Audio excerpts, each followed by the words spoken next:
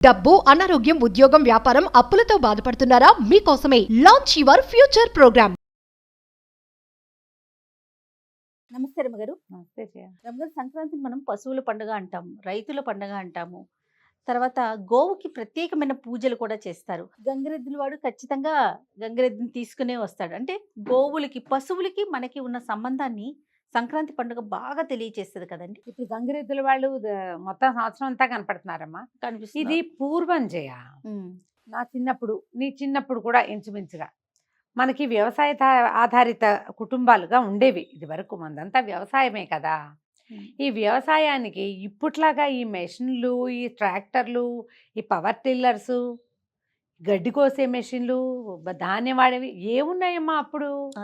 అప్పుడంతా కూడా పశువుల మీద ఆధారపడి వ్యవసాయం చేసేవాళ్ళు. నాగళ్ళు, నాగలి పొలం దున్నాలంటే పశువు, అవునా?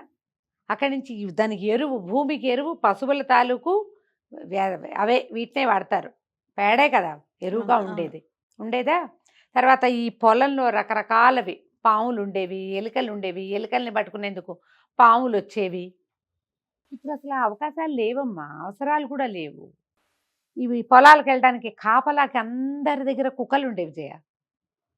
పొలం కాపలాకి ఊర కుక్కలు ఏం ప్రత్యేకంగా సంకలో పెట్టుకునే కుక్కలు ఏం లేవు. ఇప్పుడు అందరి ఇళ్లలో కుక్క పిల్లలు ఉంటాయా? అవి కాపలాక వీళ్ళని రక్షించడానికి ఏం కాదు, ఈ బుజ్జివి కాదు, ఇంతంతెత్తుండే అవేవో పేర్లు ఉంటాయి, ఏమిటో తమాషా పేర్లు. అవి కూడా ముద్దులు కుడుస్తూ వీళ్ళతో నోట్లో అన్నాలు పెట్టించుకోవటానికే కానీ కాపలాకి, రక్షణకి డిపెండబుల్గా ఉండేవి ఇది వరకు. ఇప్పుడు లేదు. ఈ కుక్క ఒకటి ఉంటే అది పొలం కాపలా కాసేది, వాళ్ళ పొలాల తాలూకు వీటిని చూసుకుంటూ. అవును, ప్రత్యేకమైన విధానాలతో ఇది వరకు నడిచేది మన జీవితం ఈ పల్లెల్లో. అప్పుడు టౌన్లలో ఎలా ఉండేవాళ్ళు, ఈ పల్లెటూళ్ళల్లో ఉన్న వాళ్ళకి ఏమిటి, వ్యవసాయాలు, కొన్ని ఎకరాల పొలాలు ఉంటే వాళ్ళు అవి చేసుకోవటం, లేదా ఎవరిదైనా కౌలుకు తీసుకోవటం, లేదా వాళ్ళెవరో సొంత పొలాలు సేద్యం చేసుకుంటుంటే ఆ పొలంలో పని చేయటం. ఇక పొలము, పని, గొడ్డు, పని, ఇవే, ఇంకేం లేవు.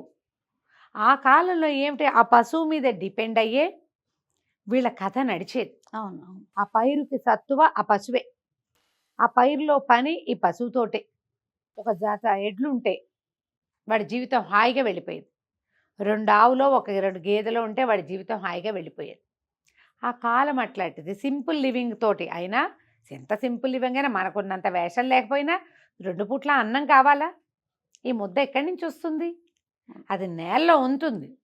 నేలలో నుంచి దాన్ని సరిచేసి సేద్యం చేసి దీన్ని బయటికి తెచ్చుకోవాలంటే మనుషులు ఎంత కష్టపడి ఎంత పని చేసేవాళ్ళో వాళ్ళతో సమానంగా పశువులు పనిచేసేవి. రైతులు అందరూ పని చేసుకునేవాళ్ళమ్మా. బాగా డబ్బులుండి బోళ్ళని పొలాలు ఉన్న వాళ్ళు కూడా పొలం తాలూకు అదును చూసుకోవటం వాళ్ళకి ఉండేది. గొడ్డు గోదా ఉన్న వాళ్ళు సొంతంగా చేసుకునేవాళ్ళు. పై ఎత్తును చూసుకున్నా గొడ్లను చూసుకోవటమే, గొడ్లే కదా వాళ్ళ సంపద. అవును. ఆ కాలంలో ఇప్పుడు ఈ పశువుల పండగ అన్నమాట అక్షరాల సరిపోయేది. ఇప్పుడు మనం మాటలే చెప్పుకుంటామమ్మా, క్రియ తక్కువ. ఇప్పుడు ఎలా వచ్చింది, ఈ ప్రతి రైతుకి కొన్ని గొడ్లు ఉండటం అట్లా లేదు. ఈ గొడ్డు గోదాన్ని చూసుకోవటం అనేది ఒక ప్రత్యేకమైన ఫార్మింగ్ కింద తయారయ్యింది. ఇప్పుడు విధానమే వేరు. ఈ ఆవుల్ని ఫార్మింగ్ చేసేవాళ్ళు ఎవరైనా వీటితోటి వ్యవసాయం చేస్తున్నారంటావా? చేయడల్లా. ఈవెన్ వ్యవసాయానికి కూడా, వ్యవసాయమే చేసేవాళ్ళు కూడా ఈ ఎడ్లని వాడడం తగ్గిపోయిందండి. నాగళ్ళు లేవు జయ. మా చిన్నప్పుడు మాకు బోలెడన్ని ఎడ్లుండి నాగలి అరకలు కట్టి దున్నటము తెలుసు నాకు. ట్రాక్టర్ తోటి ఒక ఇది ఉండేది, నాగలి ఉండేది, ఇనప నాగలి పెద్దది. అది సంవత్సరానికి కొన్ని రోజులే దాని పని, దాన్ని పెట్టి దున్నేసేవాళ్ళు. నాకు ఊహొచ్చే నాటికే మా ఇంట్లో ఉంది అది. మాకు అవి ఉన్నాయి, ఇది కూడా ఉండేది. ఈ వీటితోటి చేసుకునేవాళ్ళు. ఎవరికి ఉందో వాళ్ళు చేసుకుంటారు, మిగిలిన వాళ్ళు ఇదే పని చేసేవాళ్ళు. మరి ఇప్పుడు ఈ ఆరుగాలము రైతు శ్రమ పడతాడంటే అతనితోటి పనిచేసేవి గొడ్లే కదా పాపం. ఎడ్లు పనిచేసేవి, గిత్తలు పనిచేసేవి. అక్కడి నుంచి బండి కట్టుకుని వెళ్ళేవాళ్ళు, ఆ బండి మీదే ధాన్యం తెచ్చుకునేవాళ్ళు. వీటన్నిటికీ ఈ గొడ్డే కదా ఆధారం. మరి దాన్ని సంవత్సరం అంతా పోషించాలి. సంవత్సరంలో ఒక్కరోజైనా దానికి విశ్రాంతి, పూజ, గౌరవము ఉండాలా? ఖచ్చితంగా. ఆ గౌరవించే రోజుగా ఇది ఉండేది. ఎందుకంటే ఈ పండక్కి ముందే ఈ రైతులందరికీ ధాన్యం అందేసేది. ఎంత కొంచెం సంపాదన, కొంచెం చిన్న పొలం ఉన్నవాడైనా తన చేత్తో ఒక గుప్పెడు దోసెడు ధాన్యం ఎవరికైనా ఇవ్వాలని భావించేవాళ్ళు. అప్పుడు బార్టర్ సిస్టమే నడిచేది కదా, ఏమనాలి దాని వస్తు మార్పిడి నడిచేది. అవును అవును. ధాన్యమే ఉపయోగపడేది. దానానికి ధాన్యమే, వ్యాపారానికి కూడా ధాన్యమే. ఈ డిసెంబరు సగపడి అయ్యేసరికల్లా మొదలు పెట్టేవి రావటం. పూర్తి సగపడి 8-10 తారీఖులకే ధాన్యాలు వచ్చేసేవి అందరిళ్ళకి. వస్తే క్రమంగా వీటిని పట్టించుకోవటము, కొట్టించుకోవటము, అటుకులు కొట్టించటము, సంవత్సరానికి సరిపడా గాదెల్లో పోసి నిలవ పెట్టుకోవటము. హరిదాసులకను గంగిరెద్దుల వాళ్ళకను ఎవరైనా ఆశ్రితులైన వాళ్ళు అప్పుడు ఏంటంటే రజకులు వాళ్ళు ఉండేవాళ్ళు. అవును కుటుంబాలు ఆధారపడి ఉండేవాళ్ళు. ఊళ్ళో అందరూ ఒడ్లు కొలవాల్సిందే వాళ్ళకి. అందరి ఇళ్లలో బట్టలు ఉతికితే అందరూ ఈ మాసూళ్ళు వచ్చినప్పుడు ఇచ్చేవారు. ఇవన్నీ వాళ్ళ ఇంటికి చేర్చాలని ఎట్ట చేరుస్తారు? ఈ బళ్ళ మీదే కాదు, ఈ బండికి ఆధారం ఎద్దే కదా. మరి ఆ ఎద్దుని గౌరవించటము, ఆ పశువుల పండగ అన్న పేరే అందుకొచ్చింది. ఇతను ఒక బసవుడు మన ఇంట్లో ఉండటం వల్ల ఇంత వ్యవసాయం చేయగలిగాం ఈయన సహాయంతో. ఆ ఎద్దుని గౌరవించటం, ఆ ఆవుకి కాస్త బొట్టు పెట్టి దండం పెట్టుకుని, ఇప్పుడు గోవు మహాలక్ష్మికి కోటి దండాలు అని చెప్తారు. గోవు శ్రీ మహాలక్ష్మి. ఆవు పాలు ఎంత పవిత్రమైనవో, ఆవు పెరుగు ఎంత ఆరోగ్యకరమైందో, ఆవు నెయ్యి ఎంత ఉపయోగకరమైంది. ఆవు గోపంచితము గోమయము కూడా అంతే పొలాలకు ఉపయోగపడతాయి కదా, అంతే మంచివి, అంతే ఆరోగ్యకరమైనవి.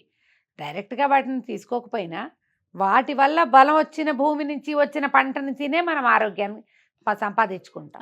అందుకని ఇప్పుడు గోసేవ చేయటం కూడా చాలా మంచిది. గోదానం ఎవరైనా చేయదలుచుకున్న వాళ్ళు సంక్రమణంలో గోదానం చేస్తే చాలా మంచిదట. కానీ ఇవాళ రేపు మనం ఎక్కడ అది చూడటల్లా. చేయగలిగితే చేసుకోవచ్చు, ఏటా చేయలేకపోతే జీవితానికి ఒక్క సంక్రమణంలో ఒక్క గోదానమైనా చేసుకోవచ్చు కదా. దానం చేయవు పోని ఈ రోజున గోవు కాస్త బొట్టు పసుపు పెట్టి ఏదైనా తినడానికి పెట్టి ఆ గంగడోలు దువ్వి ఒక నమస్కారం చేసుకుంటే అంతే సంతోషం, అదే మంచిది. మనం ఏటా గోదానం చేయలేవు, ఏటా గోపూజ చేయగలవు కదా, ఖచ్చితంగా అదైనా చేయండి చక్కగా. పూర్వం చేసేవాళ్ళు.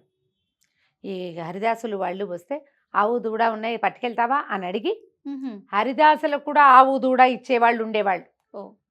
ఏముంది హరిదాసు సంవత్సరం ఇప్పుడే అతనికి వచ్చేది మాసూళ్ళప్పుడే, ఏడాదంతా అతను ఎట్లా బతకాలి? అవును. ఎంత వస్తుంది ఆ ధాన్యం? ఒక్కొక్క అందరూ దోతులతో వస్తే ఒక్కొక్క కలిగిన మోతుబర్లు ఒక బస్తాడో కొలిచేవాళ్ళు.